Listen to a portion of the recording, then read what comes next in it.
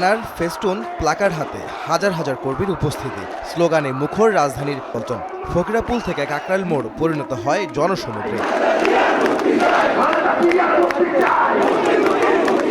বিজয়ের সুবর্ণ জয়ন্তী উপলক্ষে নয়াপল্টনে দলের কেন্দ্রীয় কার্যালয়ের সামনে থেকে বিজয় র্যালির আয়োজন করে বিএনপি।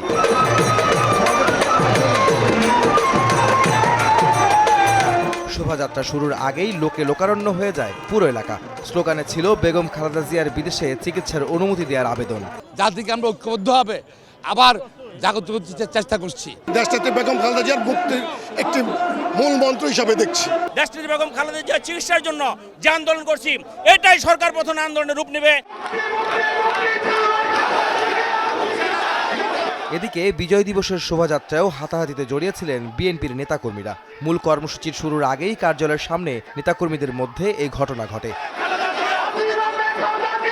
আয়োজনে অংশ নেন দলের স্থায়ী কমিটির সদস্য সহ বিভিন্ন সারির নেতৃবৃন্দ। বক্তব্যে বিএনপি মহাসচিব অভিযোগ করে বলেন, স্বাধীনতার চেতনা ভুলুণ্ঠিত করে একদলীয় শাসন ব্যবস্থা প্রতিষ্ঠা করছে বর্তমান ক্ষমতাসীনরা। 50 বছর পরে আমরা দেখছি যেমন একটি সরকার যারা জোর করে রাষ্ট্রযন্ত্রকে ব্যবহার করে ক্ষমতায় দখল করে আছে।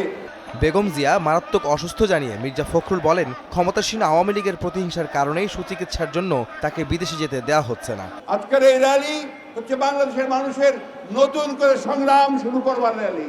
আজকে এই র্যালির মধ্য দিয়ে আমরা সেই শুভ সূচনা করি, যে সূচনার মধ্য দিয়ে আমরা আমাদের দেশনেত্রী বেগম খালেদা জিয়াকে মুক্ত করতে পারবো, তাকে আমরা সুচিকিৎসার ব্যবস্থা করতে পারবো।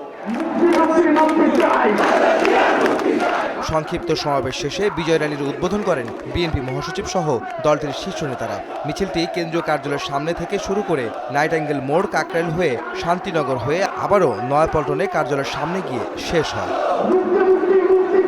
মহান বিজয় দিবস উপলক্ষে বিজয় র্যালির আয়োজন হলেও মিছিলের স্লোগানে বেগম জিয়ার সুচিকিৎসায় বিদেশে নেওয়ার দাবি। আর এই একই দাবিতে দীর্ঘ প্রায় 1 মাস যাবৎ নানা কর্মসূচি নিয়ে রাজপথের আন্দোলনে বিএনপি।